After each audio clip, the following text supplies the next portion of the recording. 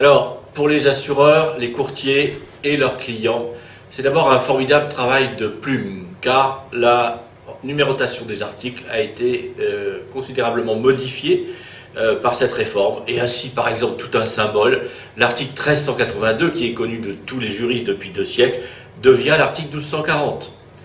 Je dirais aussi, deuxième conséquence, une autre manière de négocier et de rédiger les contrats, à raison de la possibilité de contester désormais la validité des conventions signées sur le fondement de la législation sur les clauses abusives qui, d'ordinaire, étaient réservées aux consommateurs et qui, là, se trouvent étendues aux professionnels.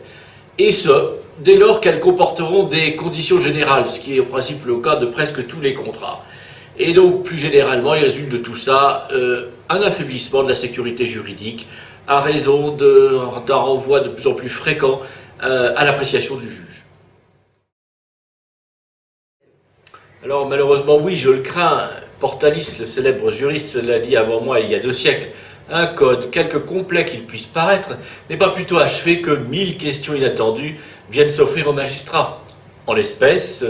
s'agissant du contrat d'assurance lui-même, je crains le dévoiement de certains grands principes tels que le devoir d'information entre les parties. Ce nouveau principe, qui est érigé en maxime incontournable, risque d'être utilisé désormais comme un cheval de Troie pour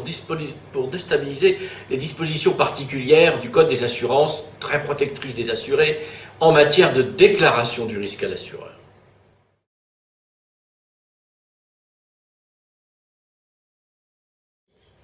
Je dirais pas suffisamment en réalité, car on arrive à ce paradoxe que le fait de découvrir quelques années après la réception qu'un ouvrage ne respecte pas totalement la réglementation thermique qui est pourtant d'ordre public et génère de ce fait une responsabilité des constructeurs, n'est pas complètement et sérieusement couvert par une garantie d'assurance que l'on a souscrite.